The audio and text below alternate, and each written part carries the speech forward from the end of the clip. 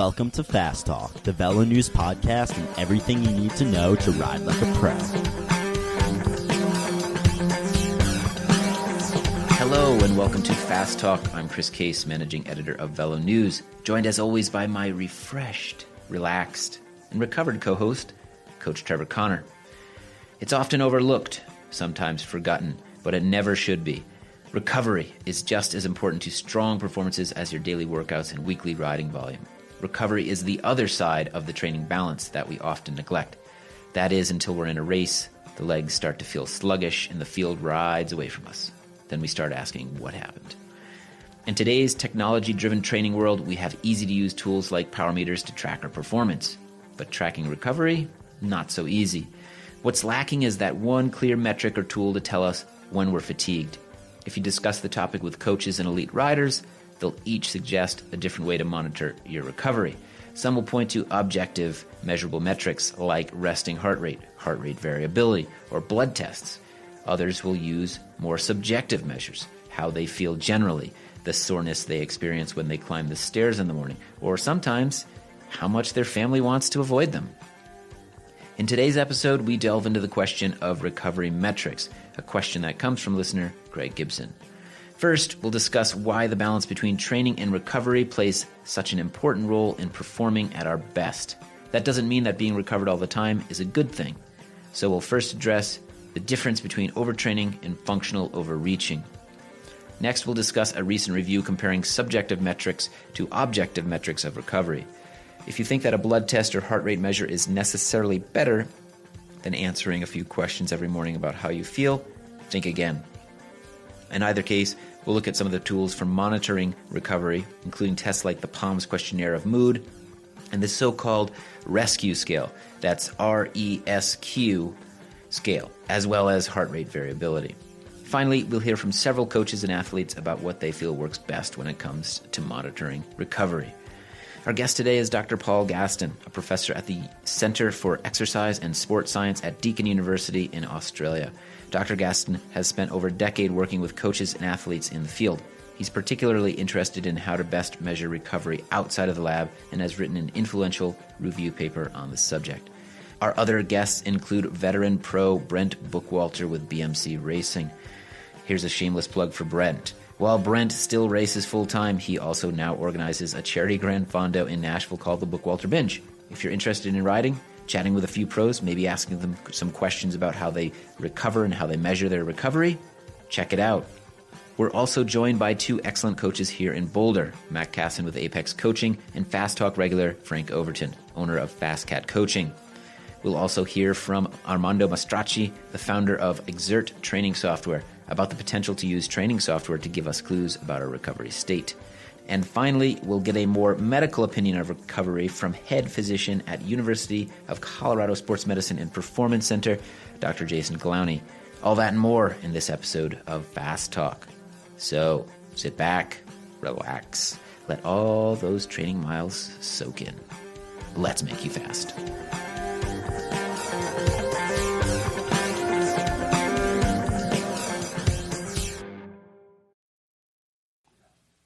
All right, Trevor, let's start with an overview of the importance of recovery. So I said it before this, and I'm going to stand by this, even though I'm going to get myself in trouble. There is no such a thing as too much recovery. And I'm certain somebody out there is now going to spend 2 months sitting on the couch, never ride their bike, and go, well, I'm very recovered. Why am I not performing well?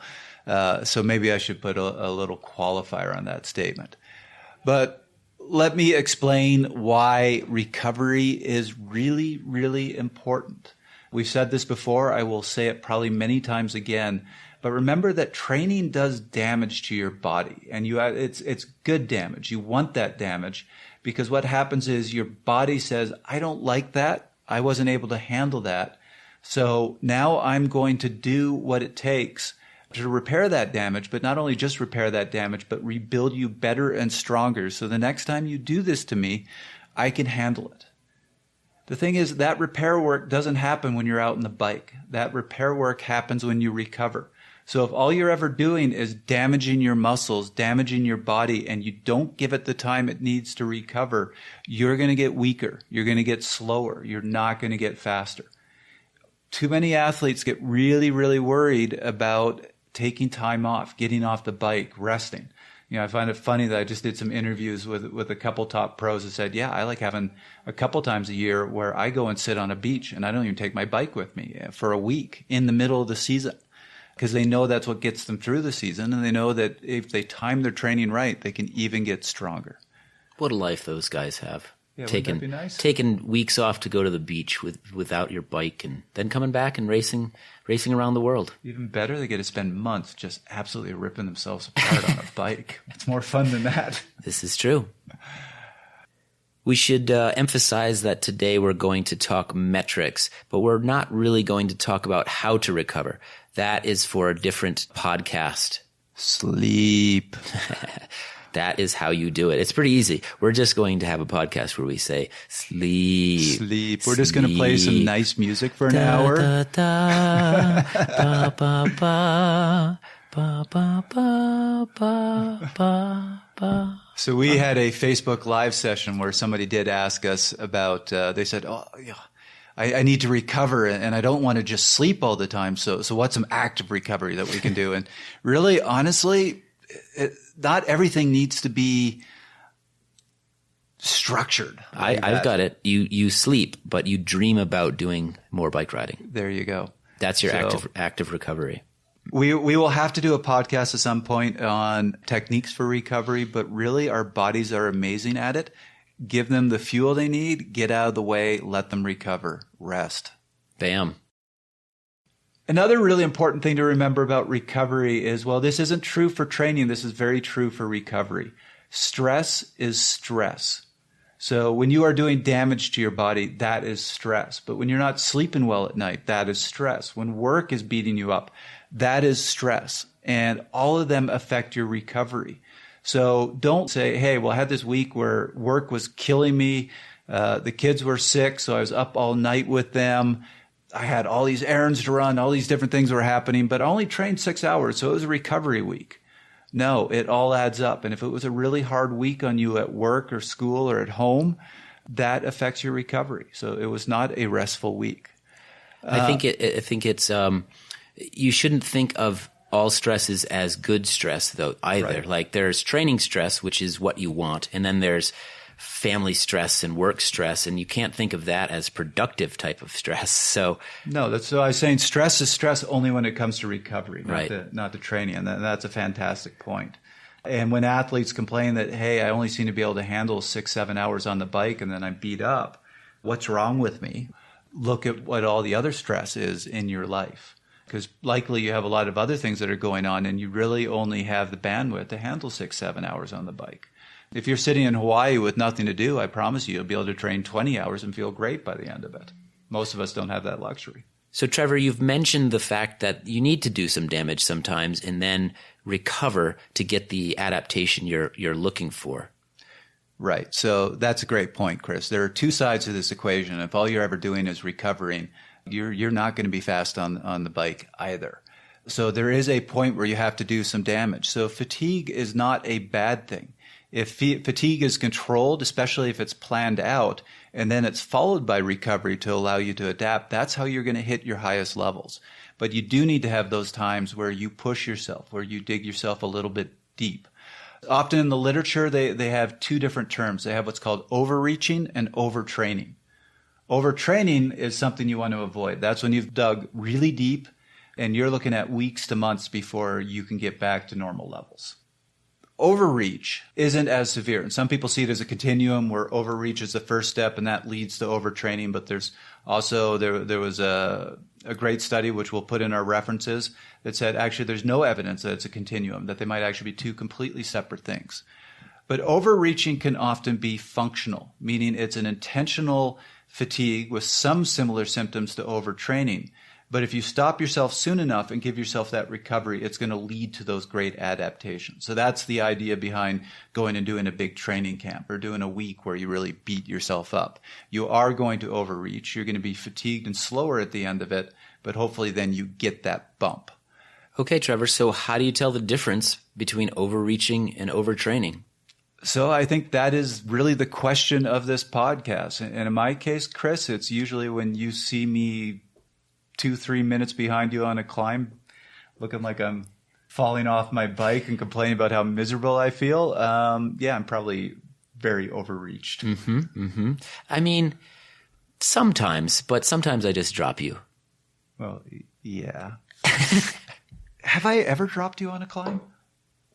Probably 15,000 feet into a 7-hour ride. That's when you're kicking my butt. Yeah, I did do that last year. We just kept hitting hills until you finally got too tired to keep well, with me. I have a child now, so I don't have all day to ride. Yeah, excuses. Annika needs me. Yeah, but that's really the question of this podcast. How do you know from those metrics when you are dealing with good functional fatigue and when you are starting to push overtraining and need to stop? Yes, and we've kind of been ignoring Dr. Gastin, but he is a leading expert in this. So let's get him to help us understand this really important topic. So why don't we start right there? So in a big picture, 1 minute, 2 minute, what's the key to balancing training and recovery? Well, the objective obviously is to improve and adapt. So we need to get our training loads right. And that's not always an easy thing to do. We know that too little load is not appropriate either for poor performance or we also, for injury. We also know that too great a load results in underperformance and you start to get symptoms of illness, under recovery and often injury as well. So what we're really looking for is this sweet spot within our training. We need there's a variety in our training. We need to be quite cyclical in how we do it. Sometimes I think, particularly in endurance sports, athletes, the goal becomes almost training becomes the goal, and it's about how many kilometres and how far I've gone, whereas what we're really looking for is adaptation and ultimately improved performance. So it's working towards that and knowing when to be able to back off, knowing when to push hard. You're not going to adapt unless you do train hard, but training hard the whole time is going to result in stagnation, underperformance, and probably illness and injury. Agreed. One of the things I always tell the athletes that I coach is be as intense in your recovery as you are in your training. If you train that much harder, you got to make sure your recovery is that much better. Yeah, most definitely. Michael Kalman, who's done a lot of work in the subjective areas of self-reports, he's got a really nice model of, I think he calls it the scissor model, but it's the balance between you're able to continue to increase your load if you're able to continue to increase your recovery and maintain that balance. As soon as it gets out of balance, then that's when you're likely to struggle. That's going to be very different for different individuals. Your training history, the age of the athlete, the modalities of exercise that you're doing. There's a whole host of things that will actually influence that. Looking at this study you did and the differences between subjective and objective metrics, it sounds like one of the biggest conclusions was that subjective metrics are a bit more sensitive. Could you give us sort of an overview of the two types of metrics? Yeah, most definitely. So what we did, what our interest was in was athlete performance management and in particular athlete monitoring. Historically, the physiological and objective measures are very strong in the literature, but there's really good support for self-report measures. But much of the literature is actually in laboratory environments. So our interest is, as I'm sure is the case with your listeners, it's about being applied and it's about training out in the field. So what we did is we did a systematic review where we were looking for studies that had both concurrent objective and subjective measures. So there's a whole body of literature in the objective measures. There's a whole body of literature in the subjective measures, but we needed to be able to answer our question as to which was most sensitive. We needed studies that had data on the two of them being collected at the same time. And they needed to be in the field, so they couldn't be in a laboratory setting where there was changes in load, either an increase in load, a decrease in load. So that was really looking at acute changes, and then serial monitoring over a longer term, which allowed us to look at the sensitivity of these measures in more chronic training. So the measures that emerged out of the review, there are endocrine and hormonal measures. So things like cortisol, testosterone, epinephrine and norepinephrine, growth hormone, insulin-like growth factors. So they were some of the endocrine and hormonal measures. Some blood measures, blood cell counts, hematocrits, hemoglobins. Some markers, blood markers that were related to the immune system, leukocytes and immunoglobulins were to name a few. Inflammation and muscle damage, so quite a few in the physiological area and the objective area. So any markers of inflammation or muscle damage, TNF alpha, and measures of oxidative stress. Creatine kinase was in there, which is one of the objective measures that has some sensitivity. Classic physiological measures, lactate, and then moving into your heart rate measures of heart rate rest, heart rate variability, heart rate maximum, heart rate recovery. VO2 max as a performance metric, and then finally your true performance measures, both either a short performance or a sustained performance. So these are all the things that most cyclists would think, wow, this is for Olympians, this is really sophisticated metrics. They'd be able to tell everything about you when they're hearing about creatine kinase and heart rate variability and all these different metrics. It's pretty, that's all pretty heavy stuff, and a lot of it is laboratory, or if you are measuring it in the field, you do need to take some sophisticated equipment out into the field.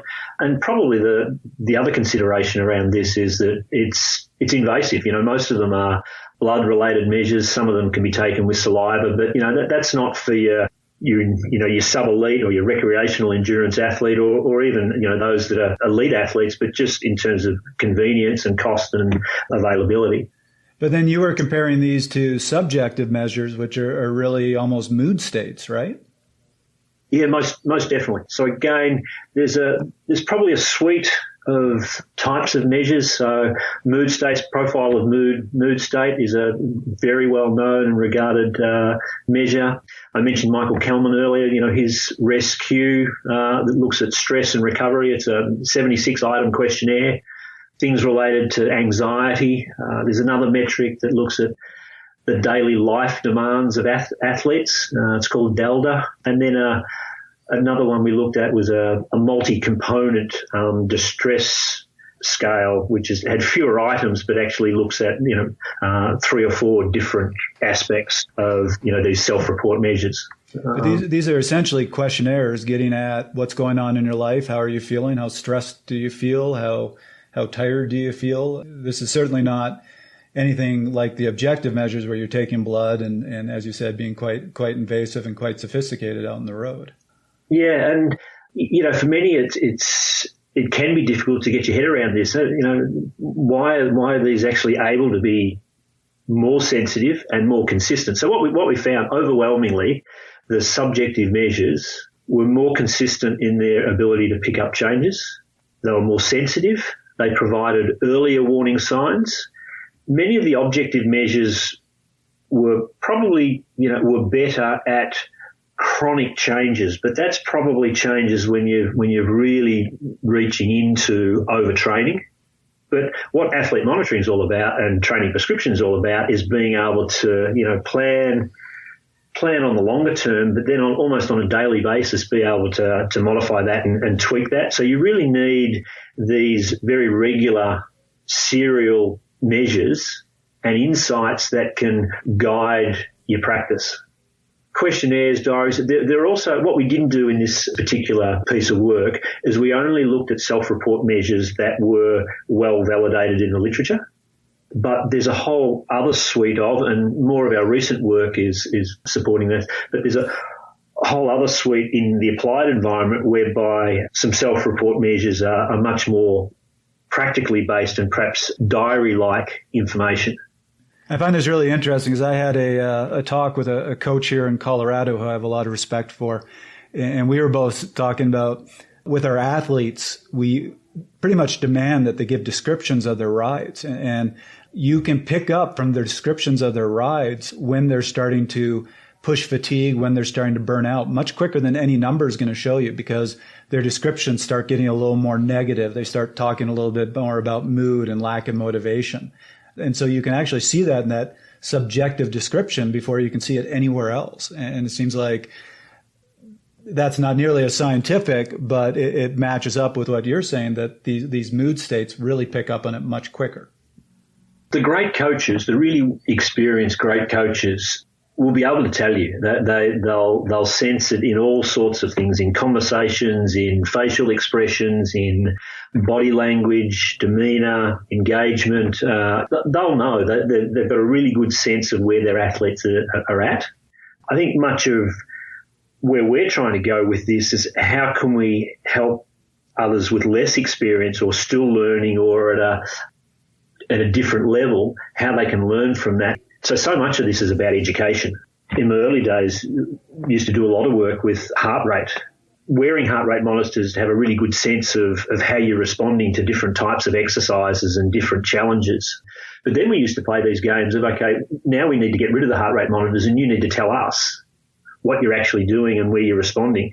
So you're almost training the athlete to self-regulate and to have a really good sense of how they're responding. So you mentioned in the study, one of the things that the subjective measures could do that you really couldn't do with the objective is differentiate acute fatigue from chronic fatigue.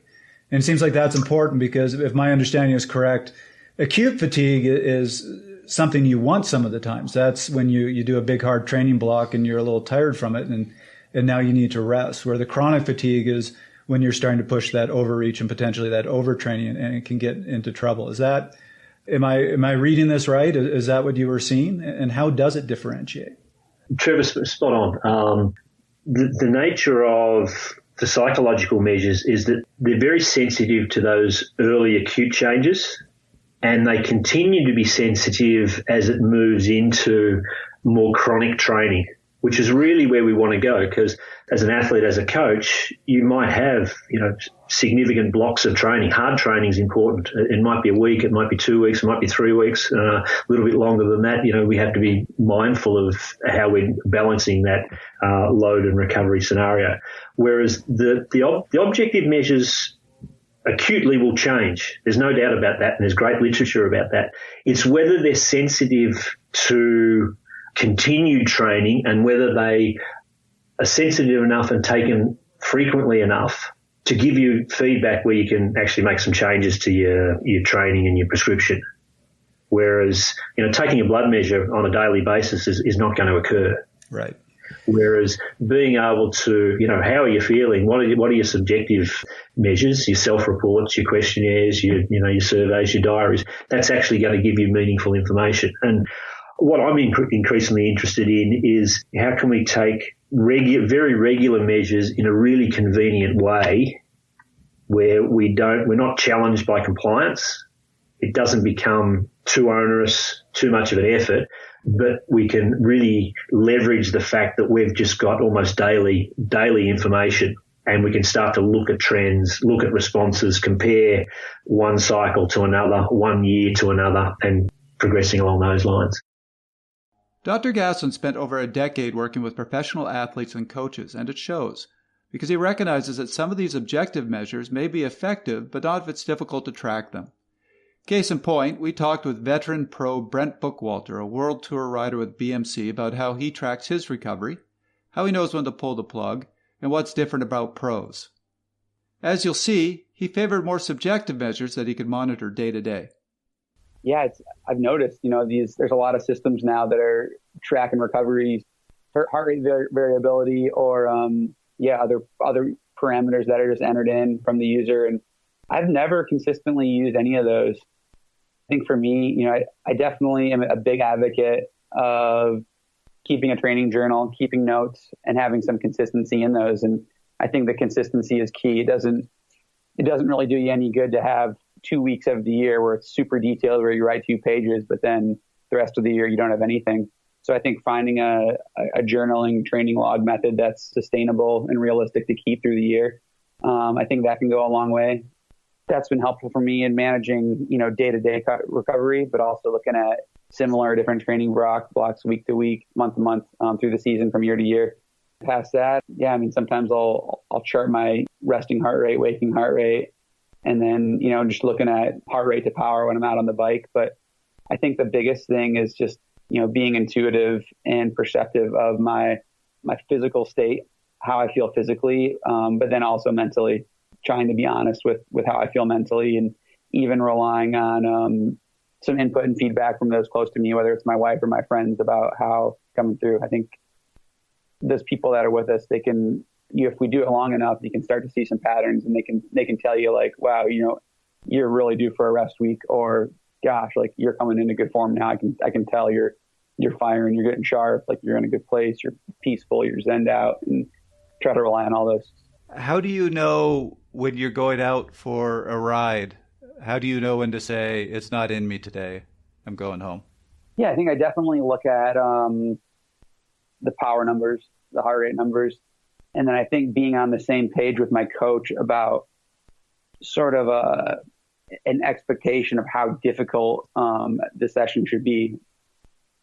Is this I have to feel good the whole ride kind of ride, or is this this is going to be uncomfortable, but I'm going to get through it? Or is this you're going to feel like shit and you just got to dig deep and suffer through it and push all the way to the end? And I think the majority of the training falls into that middle section. But I think having a good expectation and plan with my coach about knowing what is the anticipated sort of feeling out there and challenge is really valuable when deciding, whether to pull the pin or not. Any other suggestions, advice for our listeners in terms of knowing where the recovery's at, or knowing when they need rest and when they've had enough rest? When I look at myself and what I do and how I'm racing, we are racing through some pretty deep fatigue zones in these races, and our bodies compensate accordingly. And that's partly what I think allows a professional rider to gain that added layer of depth. But I think for the general public, the people who aren't able to, have training be their life and their main priority during their day, I think a little more moderation and caution is always, for me, is the prescription to hand out. Sort of the when in doubt, leave it out. I can really focus a lot of energy in my day if I need to on recovery. There's a big difference between doing a big session or a big week and coming back and laying on the couch and just really laying low and feeding myself properly, compared to the days when I have to finish those sessions and I'm running to Home Depot and working on some project around the house and then cooking dinner and having people over and staying moving. So I think being really cognizant of what life outside the bike is going to throw your way and make sure to factor that into the recovery from whatever you're doing is really important. And if you're not sure, you can always add training on later, but it's hard to pull yourself out of a hole if you let yourself slip too deep. Yeah, that's great advice. Let's get back to our discussion with Dr. Gastin and subjective questionnaires that may allow easy and effective monitoring of your recovery. With these questionnaires, they're meant to be taken daily or pre and post ride? What was the best method for using the questionnaires? Different questionnaires will have different approaches and what they're actually trying to get at and why they're trying to get at it. Most of the validated ones that have been around in the literature for some time, large number of items and done less frequently. Weekly would probably be as good as you get, I would have thought, with many of these measures. RESQ, for example, is a 76 item questionnaire. You're not going to do that on a regular basis. There are versions of these surveys that are becoming much shorter and designed for very regular measurement. So there's a new one out called the Short Stress Recovery Scale, which I think is about an 8 item survey. So a lot of these things are starting to appear on smartphones. Very, very easy. You've come back. You ask about, when you do them, different variations. They tend to be done. They need to be done at a consistent time each day. That's really important. Often either at the end of the day or first thing in the morning are good times to do them. Mm-hmm. Where it's consistently placed either, before training, before you start your training day, or at the end of the training day where you've done your training and you're looking how you're feeling and how you're responding. Some of the more useful questionnaires have got a combination of mood, stress, fatigue measures, and then there's also some physical symptoms. Do you have pain? Are you sore? Measures of muscle soreness. Mm-hmm. So there's a combination. Sleep can feature in many of these. So if you were going to pick a couple, that would be a good starting point. POMS keeps coming up, and that one seems to be kind of a 5-10 minute test, so somewhat manageable. Are there other ones that you would recommend to the listeners to try if they were going to pick one? The POMS is focuses on mood, whereas some of the others have been more specifically designed for sport. So the short stress recovery scale, which is a new scale, it's from Michael Kelman's group. I've mentioned Michael a couple of times. That's well worth looking at. Luana Main, who's a colleague here on the review that we did, and actually I should mention the review that we did was part of Anna Saw's PhD, and she's really progressed this self-report work and athlete monitoring work considerably. But Luana Main, one of her measures is actually a multi-component training to stress scale, and that's got 22 items, and that's a really good one to probably do on a weekly basis. Okay. So there are a couple of ones. So let's get into the specifics of objective metrics, and maybe you could walk us through some of the pros and cons and how best to apply them for individual athletes. Maybe we start with some of the autonomic measures like heart rate variability. Yeah, I think it's a really important question, because ultimately our recommendations are that there's a suite of measures that athletes and coaches might use, that it's not just, we're not coming from a perspective of subjective as God, this is where you need to go. We've identified that they're sensitive and consistent, but I think adding in the suite of monitoring your objective measures become really important. So we talked earlier about some of the blood measures and the impracticalities of those, whereas heart rate measures have potentially some really good utility.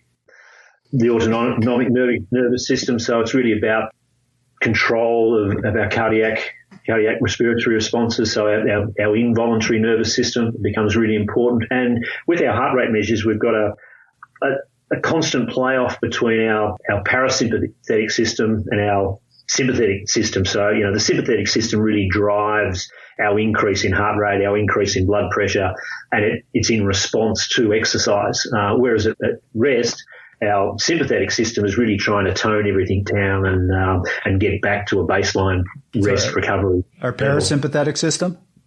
Our parasympathetic system, yes. Yeah, so it's really trying to come back to a resting recovery situation.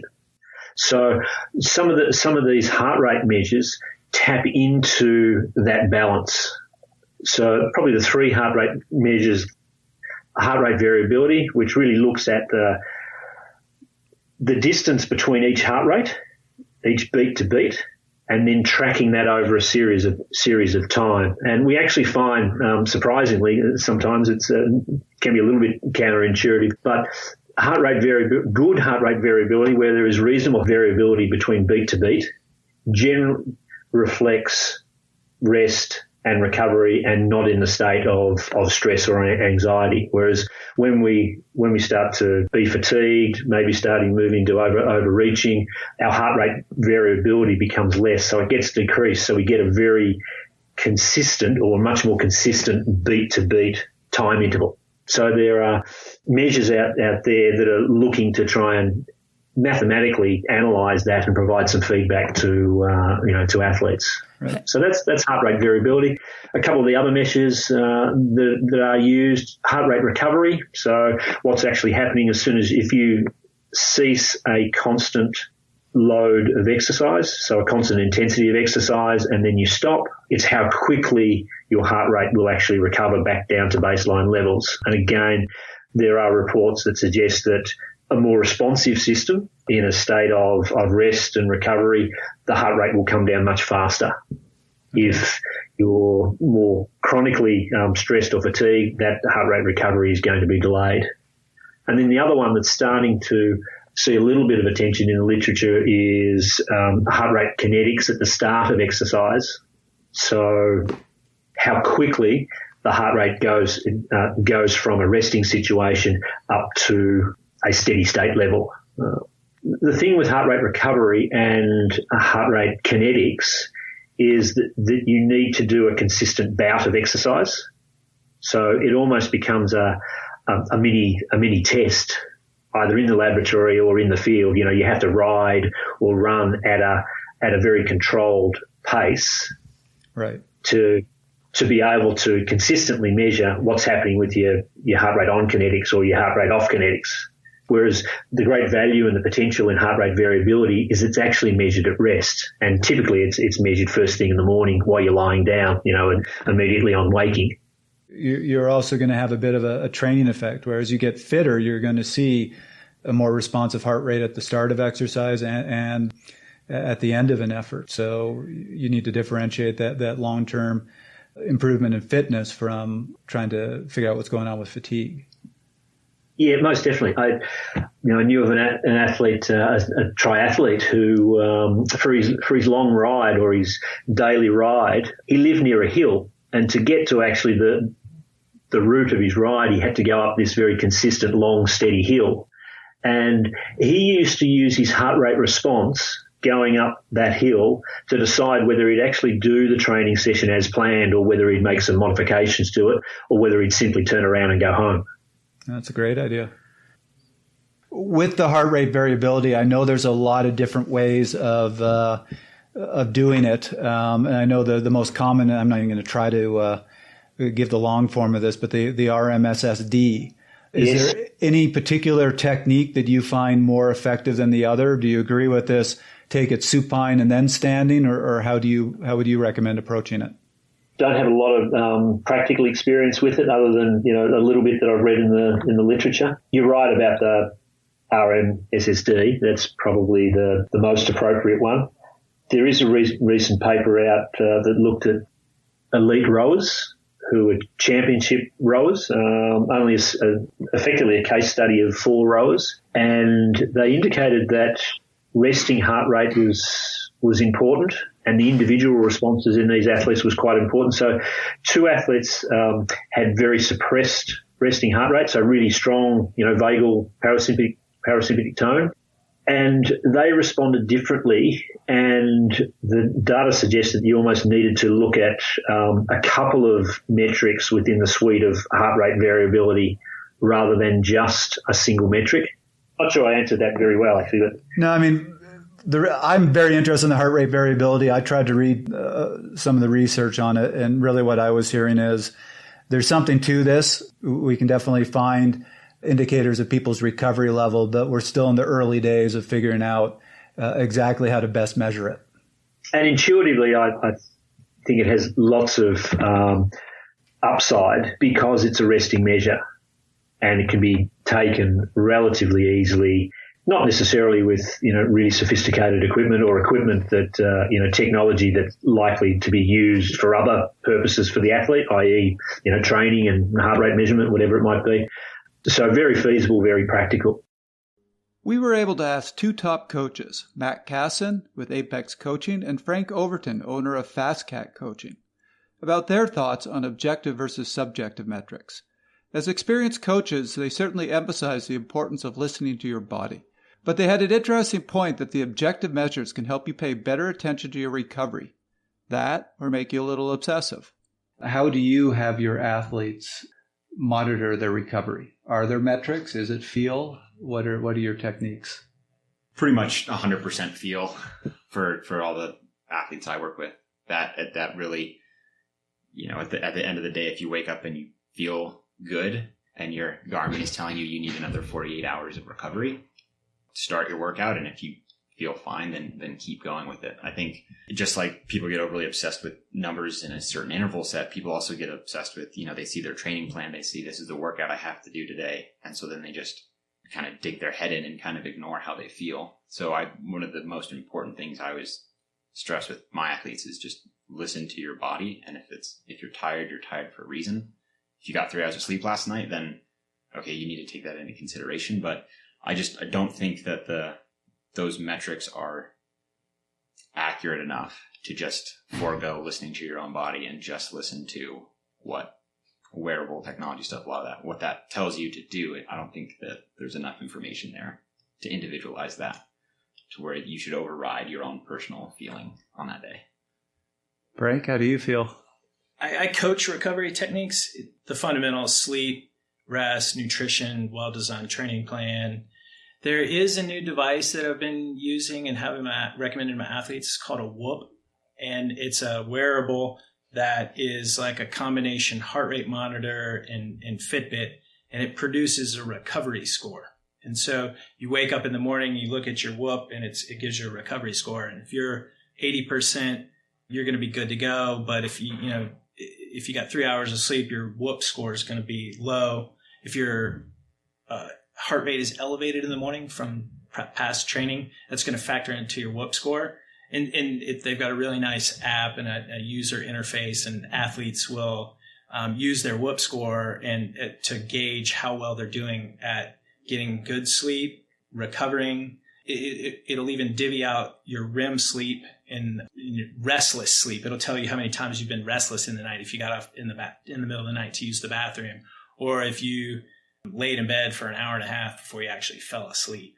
Things like that. It'll, if you drink alcohol the night before, it'll affect your sleep, and the whoop score can capture that. So it really teaches athletes a lot about their bodies and what maybe, how to optimize their recovery from just their lifestyle. And you found it's pretty accurate, or it works well with your athletes? I don't know if there's enough science out there about that. I mean, you can't say, it's plus or minus 1.5% like an SRM. I think the value of the whoop is it gets athletes to start thinking about going to bed early, eating better nutrition, maybe drinking less alcohol if they're doing that. Maybe doing a better job at actually sleeping, like, pulling the blinds or getting a noisemaker to drown out the noise from the city, or, just looking at what their quality of sleep is, because, sleep is so important. I mean, why are you only getting 5 hours of sleep a night?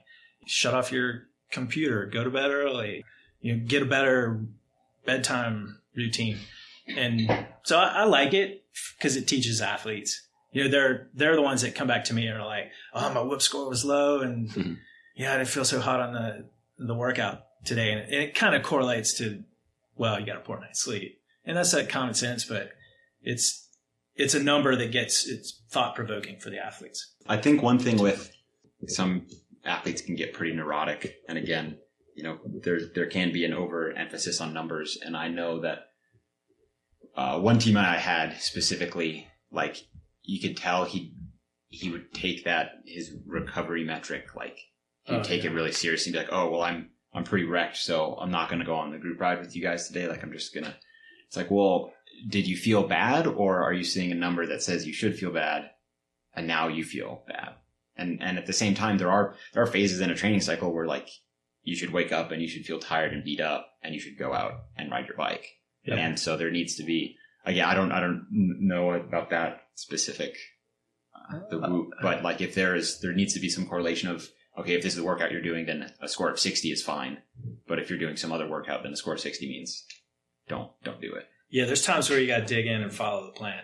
Yep. Yeah. No, independent of, like, we expect you to be knackered. I fell into that trap with the resting heart rate about 15 years ago, where I was taking it every morning and started getting nervous about what my resting heart rate was going to be. So every morning I woke up and it's higher.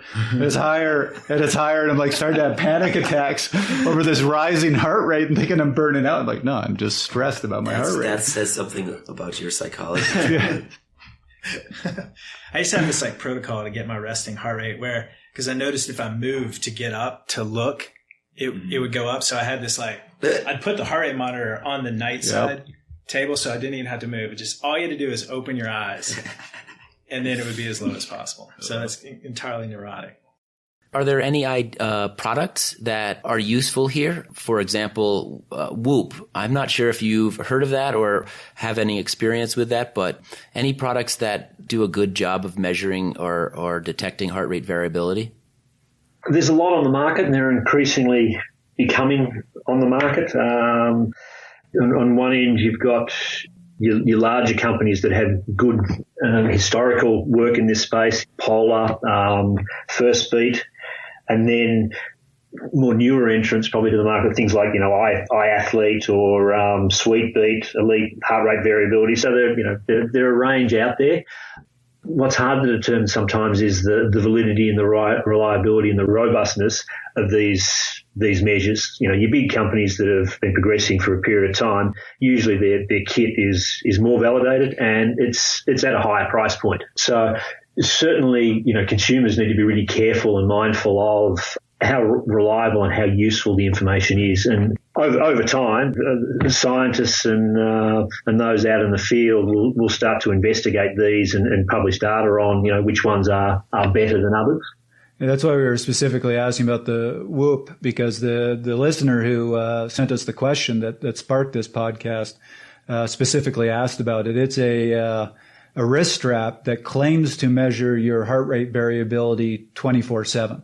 It also claims to measure your sleep quality, which I imagine you would say, well, if it's accurate, that would be amazing. But I had a feeling that was going to be a response of, well, how do we know the accuracy of this? Commercially and internationally, there's a lot of work going into this space. Wearables in particular are a huge market. Wrist-worn wearables in particular, because of their practicality. Certainly our heart rate measures from a wrist-worn sensor is not going to match the accuracy and the reliability of a chest strap. Many of your wrist-worn watches are also compatible with your chest straps, your Polars, your Garmin. They do that, so you can get good, reliable, objective data. But I have no doubt that the wrist-worn wearables and the more consumer products will continue to get better as research and innovation continues. But what's really important, I think, for the listener and the consumer is that they try and do their due diligence, and in many respects it's trial and error. It's doing your own pseudoscience and trying to control what's going on, trying to interpret. Get a sense whether you're getting outliers or results that are just out there. You can't explain them, you don't know why, and you think it's probably more likely to the technology than what's actually going on. The value of the serial monitoring daily, and that's the great advantage of these things, is that you can look at your serial trends, so you can almost accept, an outlier that you can't really explain. But if you've got a consistent trend downwards or, a spike upwards that's related to something, then that can actually tell you some really meaningful information. So look for the trends. So some of my advice, I think, is, we're all different. We respond in very individual ways, and that can be hard to capture in the literature. I think regular monitoring is really, really important, and doing that and being able to, document and record. And again, the nice part about, these individual consumer products is that they're cloud-based. They go up, they can have nice interfaces where they're logging this information. The continued education and almost self-regulation of it's a journey. It's learning, it's experimenting. It's really trying to understand your body and how you respond to training, and being smart about you managing your load and why you're training. Some of the earlier comments were about avoiding overtraining, and training hard is important, but it needs to be balanced with recovery at various times, both in the short term and in the long term. So how do you get that balance right? And I think part of that is actually you plan and you project, but then you use these types of measures, both objective and subjective, to regulate and refine what you're doing in the shorter time span. One other product that helps to track both training load and recovery is training software itself. Most packages have some variation of the Performance Manager chart. The traditional chart, developed by Dr. Andrew Coggin and Hunter Allen, has a chronic training load, an acute training load, and a training stress balance, or TSB. Theoretically, TSB indicates when you're pushing fatigue.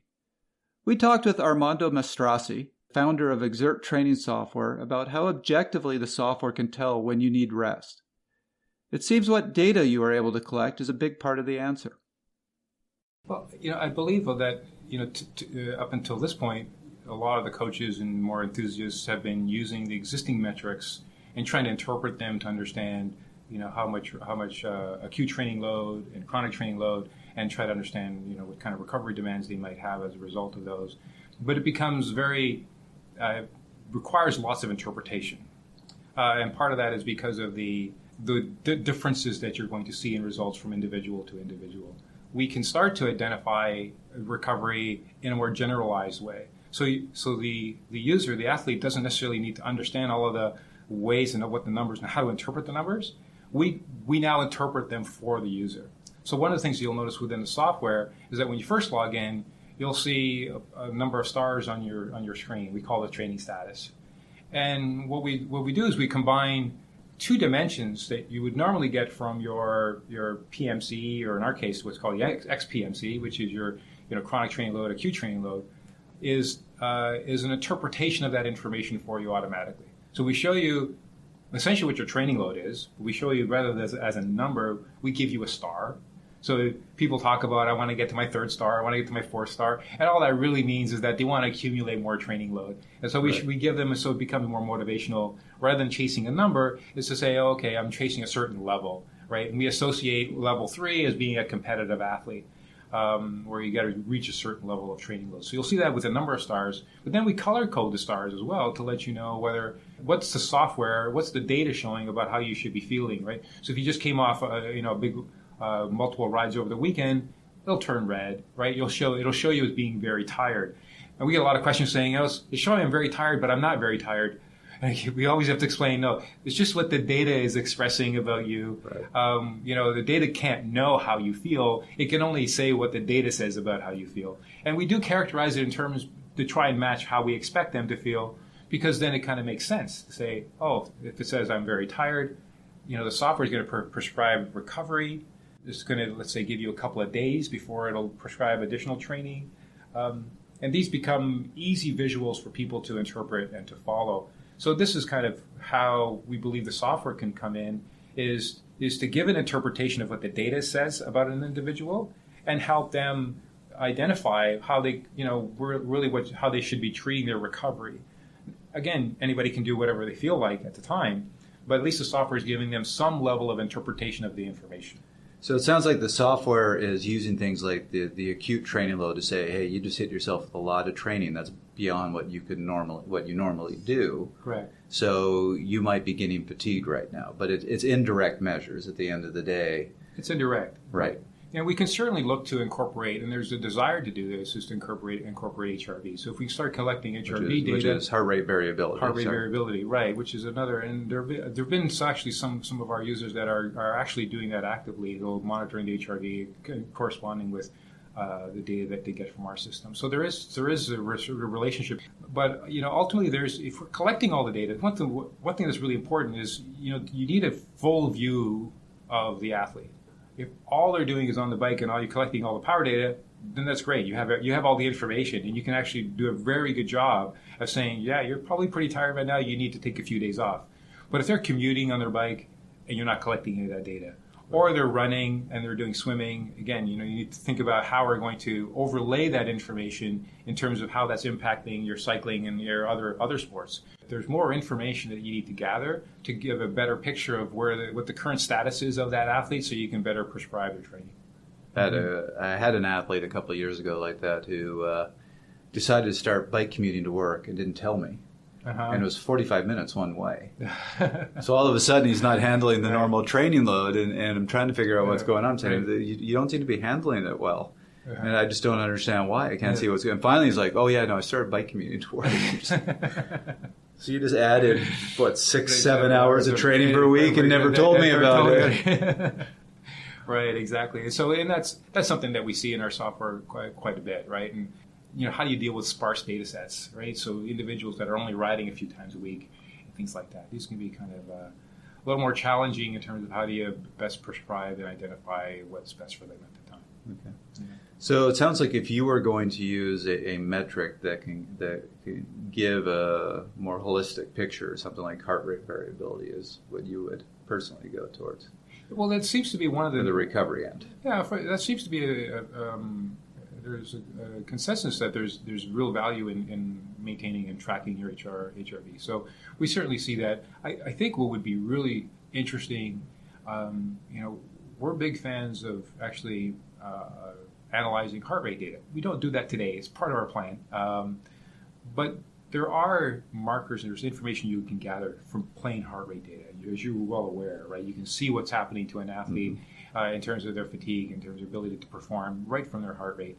Some of that is historically obtained from their power data. So you can look back and their power data saying, well, based upon all these hard rides you've been doing, we expect you to be pretty slow and pretty fatigued at this point, right? So you can look back at the power data. You can look back at their heart rate data and their current heart rate data. You can look at their historical HRV data. I think when you combine all those together, you can get a really good picture in terms of what the athlete and where they're going to be at a given point in time to say, okay, so, today's Thursday, but, next Thursday, after all this training, because we have a really clear idea of how all the power you do interacts with these other systems, that now we can identify that that's going to be a rest day for you, and we know it's going to be a rest day, and that's how we're going to manage your training.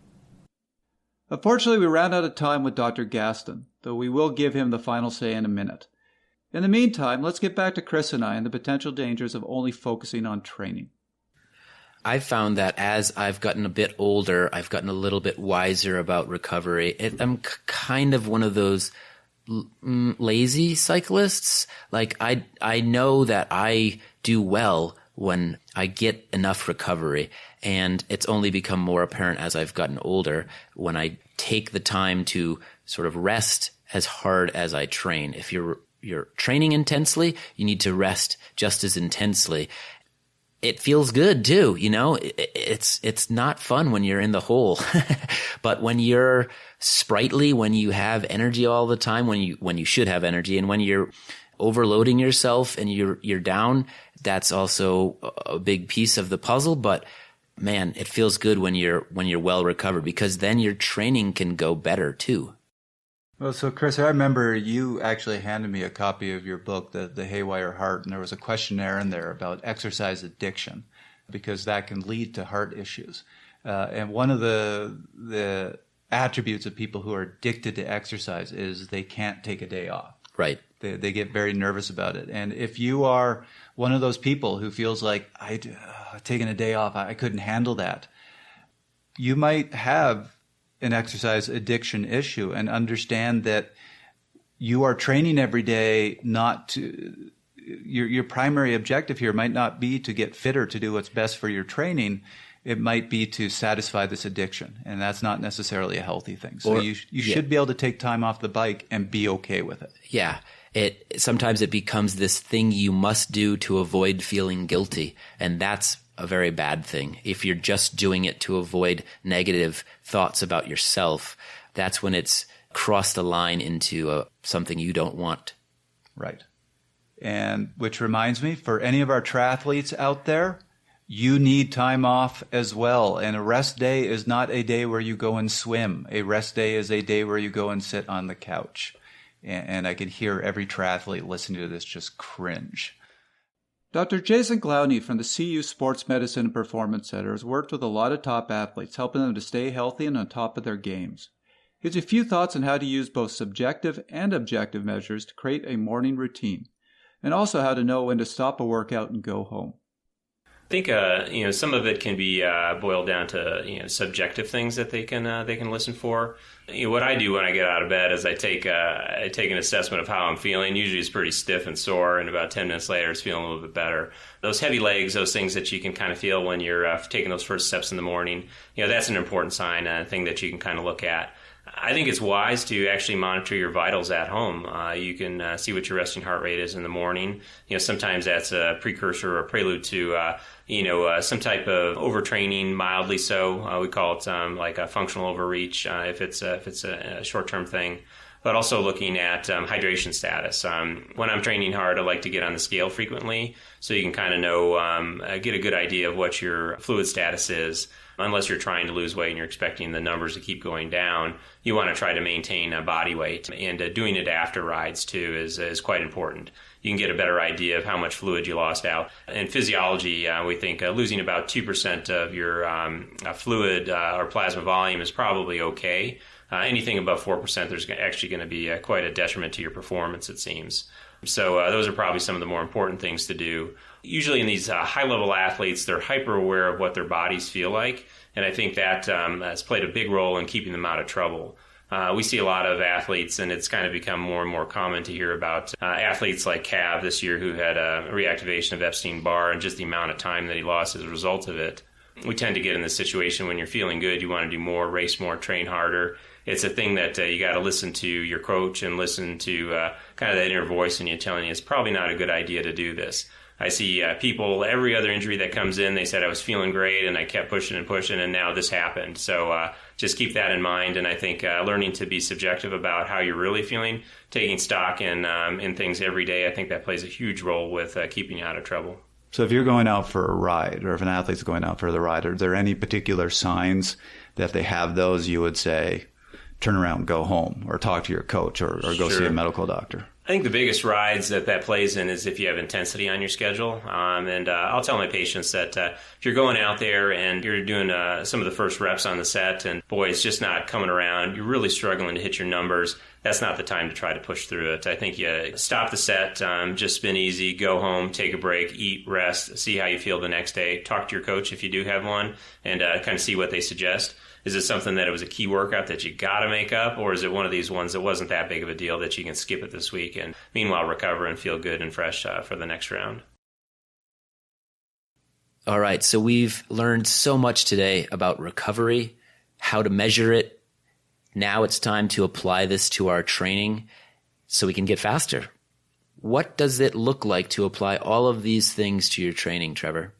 So why don't we start by talking about your typical day? And unfortunately, Dr. Gastin couldn't stay with us for this part, so I hope I represent what he would have said well. But just thinking about your typical day, remember that Dr. Gastin said there is no one perfect metric. You want to use multiple. So using a combination of those subjective and objective are really going to help you to measure your recovery.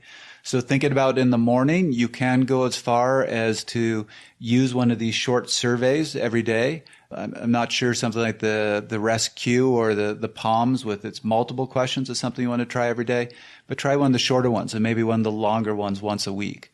If you have the gear, you can do a heart rate variability test in the morning to get a sense for your recovery. As Dr. Gassin was saying, resting heart rate, not as great. Most importantly is just get a subjective feel for yourself. If you wake up in the morning, it's hard to get out of bed, the legs are feeling sluggish, you're having a hard time walking up the stars, listen to these things. That's if you're a zombie. Right. Which, frankly, if I wake up before 6 o'clock or 7 o'clock, it's always the way I am. But know when you're starting to feel unusual signs of fatigue. And also listen to the people around you. If your family is complaining you're getting crabby, that's a sign. These are all good signs of fatigue. When you're out for your ride, there's a couple things that will give you indicators, and these are good signs of you need to pull the plug. One of them is you start the ride. I often try to do, after I've gotten a bit of a warm-up, get up to about 200, 220 watts and see where my heart rate is. And if it is exceptionally sluggish and low, that's a good sign that I'm fatigued and maybe I need to turn around and go home. If I'm still not certain I'm doing intervals that day, I will start the intervals.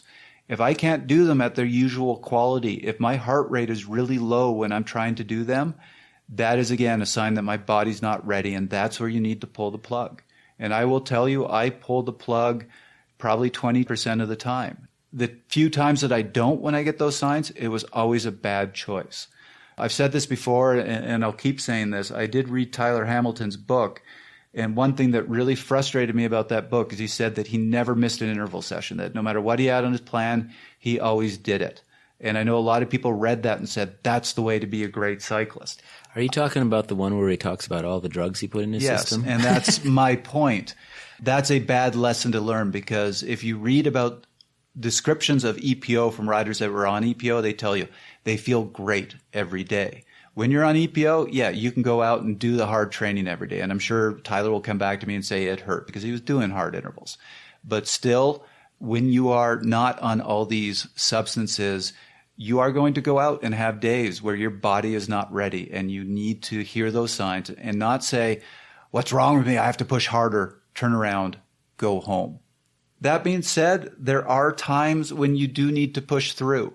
And one of the biggest points I'm going to make here is if you are fatigued and pushing through intervals, which you need to teach your body, if that is planned, that's a better sign than if you're going out and for some reason your body feels awful, you feel beat up, and that wasn't part of the plan. This is just meant to be a typical week. That's a sign that you haven't been monitoring yourself well, and you might be pushing yourself towards that burnout. So that's when you pull the plug. But if you say, I'm going to do a fatigue week, I have this week where I want to be tired by the end of this week, and on the 5th day of that week, you go out to do intervals and you feel pretty bad, well, that was the plan.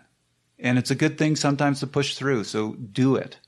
Do it when it's part of the plan. Don't keep pushing through when it's not part of the plan. Remember, drop in performance is one of the key signs of burnout. If the performance isn't there, don't say, I'm getting weak, I need to train harder. Tell yourself, I need to rest. Got anything to add to that?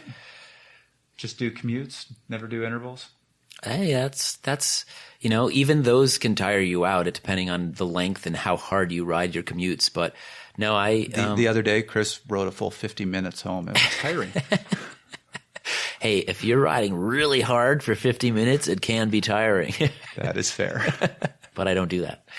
I ride for 20 minutes to warm up, 10 minutes really hard, and then 20 minutes to cool down. That's my 50 minutes. How do you beat me? 7 years younger, 7 years less work in my body, at least 7 years. You've been riding a bike a lot more than me. Maybe you just need a year off the bike. None of this 2 weeks off. Yeah, you might need a year off. I did that. I got slower. So our next podcast with Chris, we're going to do a whole episode on how to get decrepit like me. I'm looking forward to that one. That is going to be joke after joke after joke at Trevor's expense. And there are so many. Hey, everybody, did you know Trevor was Canadian? Don't go down that road. So what would be your concluding summary here, Dr. Gastin? What 1 minute takeaway can you give us for athletes out there? I think it's a combination of objective and subjective measures. The subjective measures are very sensitive, so looking at training diaries, moods, a short scale on a regular basis that you may be able to record and track and monitor. And it's the serial value over time. It's looking at trends more than individual daily scores. And perhaps in the objective field, it's probably in the heart rate area. Heart rate variability, heart rate kinetics. I think it's probably still early days in our understanding, but I think there's some good practical upside in heart rate. Fantastic. Great summary. Thanks so much, Dr. Gastin, for joining us today. It was a pleasure. Really enjoyed the opportunity. I hopefully provided some useful insights on a practical level as well as some scientific insights for your readers and listeners. That was another episode of Fast Talk. As always, we love your feedback. We've got a new email address for you to send us all of your lovely feedback. It is fasttalk@velonews.com. That's FASTTALK@velonews.com.